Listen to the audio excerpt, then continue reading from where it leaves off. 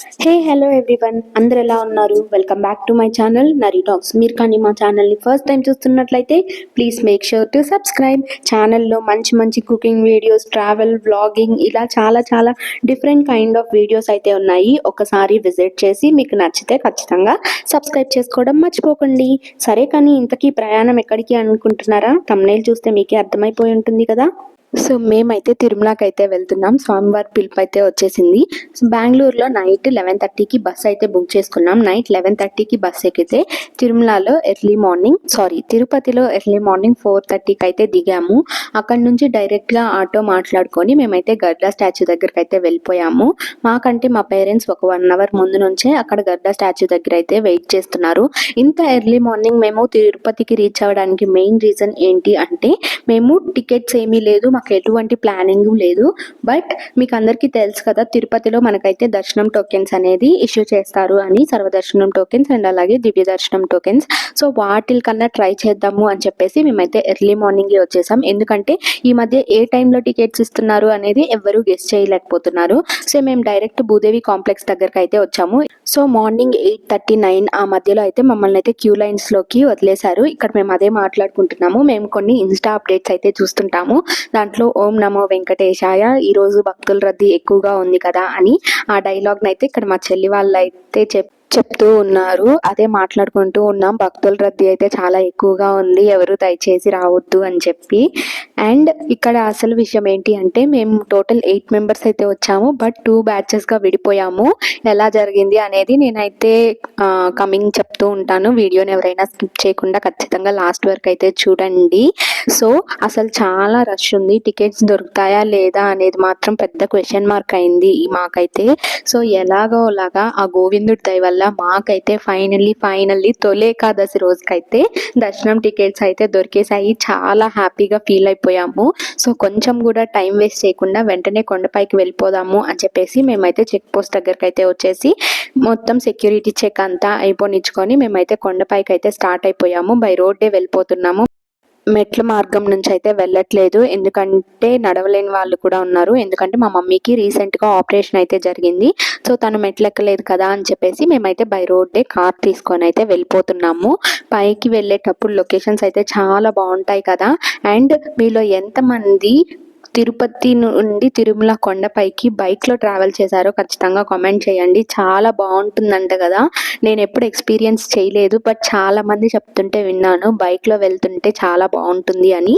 So tickets దొరుకుతాయా లేదా అని అన్నాను కదా, అక్కడ జరిగిన విషయం ఏంటి అంటే, మేము ఎర్లీ మార్నింగే భూదేవి కాంప్లెక్స్ దగ్గరికి అయితే వచ్చేసాము. అక్కడ పోలీస్ వాళ్ళని అడిగితే టికెట్స్ ఈవినింగ్ 4కి అలా ఇష్యూ చేస్తారు. సో లైన్లోకి 2కి అలా వదులుతారు అని చెప్పారు. ఈ లోపు టైం వేస్ట్ చేయడం ఎందుకు అని చెప్పేసి వచ్చిన 8 మెంబర్స్లో ఒక 2 మెంబర్స్ అయితే కొండపైకి వెళ్ళిపోయి రూమ్స్ అన్న ట్రై చేద్దాము అని చెప్పేసి, ఎలాగో ఓన్ వెహికల్ ఉంది కదా అని చెప్పేసి మేమైతే కొండపైకి అయితే ఒక 2 మెంబర్స్ వెళ్ళాము. సో రూమ్ కోసం సిఆర్ఓ ఆఫీస్ దగ్గర ట్రై చేసాము. మాకు లక్కీగా 2 రూమ్స్ అయితే దొరికాయి. బట్ ఇక్కడే అసలైన ట్విస్ట్ ఏంటి అంటే, వాళ్ళు కొండ మీద కరెక్ట్గా రూమ్స్ దొరికాయి అని మాకు చెప్పంగానే ఇక్కడ కింద భూదేవి కాంప్లెక్స్లో క్యూ లైన్స్లోకి అయితే వదిలేశారు జనాల్ని. సో మా కళ్ళ ముందు థౌజండ్స్ ఆఫ్ మెంబర్స్ అయితే క్యూ లైన్స్లోకి వెళ్ళిపోయారు. అక్కడ కరెక్ట్గా ఇక్కడ క్యూ లైన్స్లోకి వదిలిన టైంలో మా వాళ్ళు అక్కడ కొండ మీద నుంచి కిందకి స్టార్ట్ అయ్యారనమాట. సో మినిమం 40 మినిట్స్ అయినా పడుతుంది కదా కిందకి రావడానికి. అండ్ వచ్చిన 8 మెంబర్స్లో 2 మెంబర్స్ పైకి వెళ్ళారు, మిగతా 6 మెంబర్స్ కిందే ఉన్నాం కదా.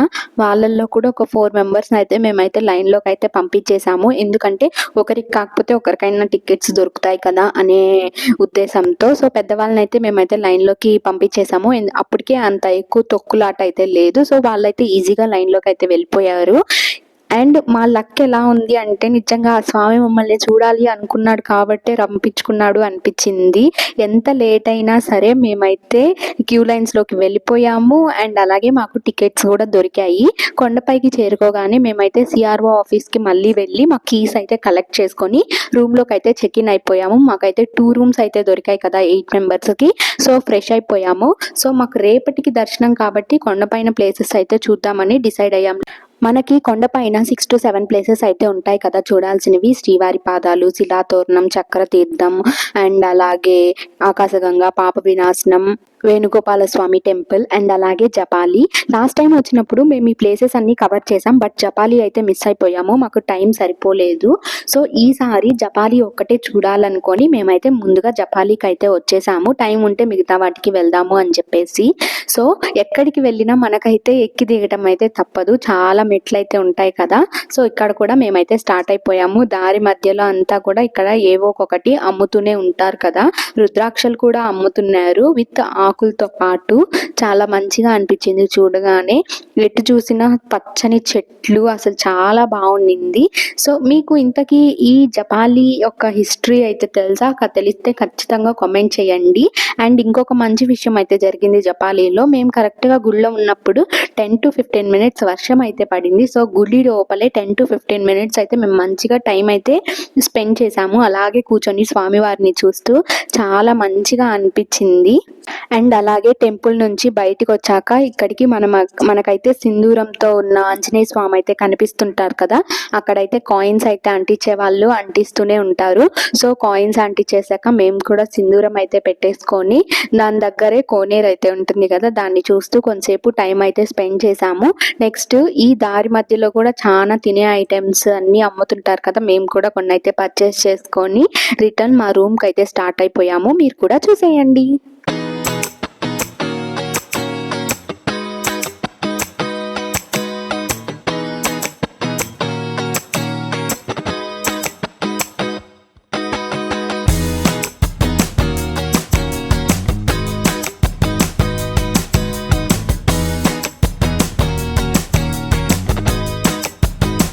జపాలిలో మంచి దర్శనం చేసుకున్నాక రూమ్కి అయితే వచ్చేసి కొంతసేపు ఫ్రెష్ అయిపోయి ఆ రోజు నైట్ అయితే మేము డిన్నర్కి శ్రీ తరిగొండ వెంగవామ్మ అన్నప్రసాదంకి అయితే వెళ్ళాము. మీలో ఎంతమంది ఇక్కడ ఫుడ్ టేస్ట్ చేశారో ఖచ్చితంగా కామెంట్ చేయండి. ఏ 5-star రెస్టారెంట్ కూడా ఈ టేస్ట్కి అయితే సరితూగదు. నెక్స్ట్ డే మార్నింగ్ నిద్రలేసేసి కళ్యాణ్ కట్టకైతే వెళ్ళేసి తలనీలాలు సమర్పించేసి మళ్ళీ రూమ్కి వచ్చి ఫ్రెష్ అయిపోయి మేమైతే దర్శనంకి స్టార్ట్ అయిపోయాము. మా దగ్గర టోకెన్స్ ఉన్నాయి కాబట్టి మాకు దర్శనం కూడా ఎక్కువ టైం అయితే పట్టలేదు, బట్ స్వామివారిని అయితే చాలా సేపు చూడనిచ్చారు, అదే మంచి విషయము.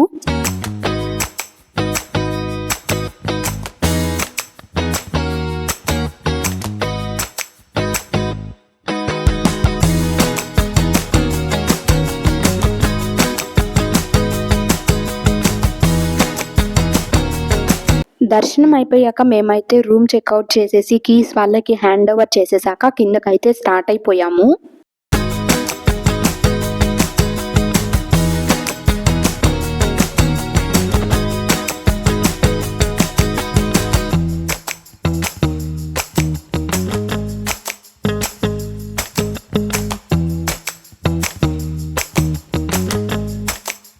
మనం కొండ మీద నుంచి కిందికి వస్తున్నప్పుడే మనకి నడిచి వెళ్ళే వాళ్ళు అండ్ అలాగే ఆంజనేయ స్వామి, మోకాల పర్వతం ఇవన్నీ అయితే కనిపిస్తుంటాయి కదా, అవన్నీ చూసుకుంటూ మేమైతే కిందకైతే దిగేసాము. రిటర్న్ మళ్ళీ గరుడ స్టాచ్యూ దగ్గరికి. సో ఇక్కడతో మా ట్రిప్ అయితే అయిపోయింది అనుకుంటున్నారా? కాదండి, ఇక్కడ నుంచి ఇంకొక ట్రిప్ అయితే ప్లాన్ చేసాము, సడన్ ప్లాన్ అది కూడా. మేమైతే తిరుపతి నుండి డైరెక్ట్ కాణిపాకం అయితే వెళ్దామని డిసైడ్ అయిపోయాము. మీరు కాణిపాకం గురించి ఎక్కడ ఫస్ట్ టైం విన్నారో ఖచ్చితంగా కామెంట్ చేసేయండి. నేనైతే ఫస్ట్ టైం దేవుళ్ళు సినిమా చూసినప్పుడే దాని గురించి నాకైతే తెలిసింది. అండ్ ఈ ట్రిప్ లోనే మేమైతే అది కూడా కవర్ చేసాము. అండ్ ఇది నా ఫస్ట్ టైం నేను శ్రీ కాణిపాక సిద్ధి వినాయకుడిని అయితే దర్శించుకోవడం. ఇక్కడ కూడా దర్శనం అయితే చాలా బాగా జరిగింది, అది కూడా కొన్ని క్లిప్స్ అయితే నేను యాడ్ చేస్తాను, ఖచ్చితంగా చూసేయండి.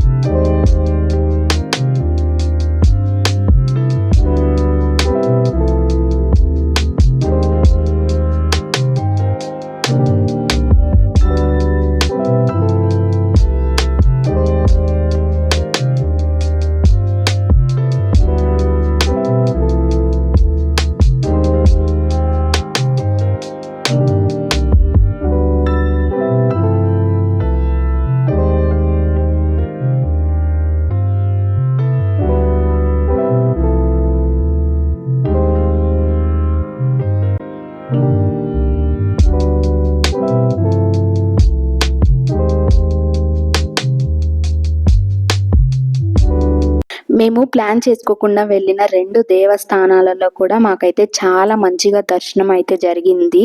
సో, ఈ ట్రిప్‌నైతే ఎప్పటికీ మర్చిపోలేము. సో, నాతో పాటు మీరు కూడా ఎంజాయ్ చేశారు అని నేనైతే అనుకుంటున్నాను. లాస్ట్ వరకు చూసారు కదా! మీకైతే వీడియో నచ్చిందో లేదో ఖచ్చితంగా కామెంట్ చేయండి. వీడియో నచ్చితే ఒక లైక్ ఇచ్చి సబ్స్క్రైబ్ చేయడం అయితే మర్చిపోకండి.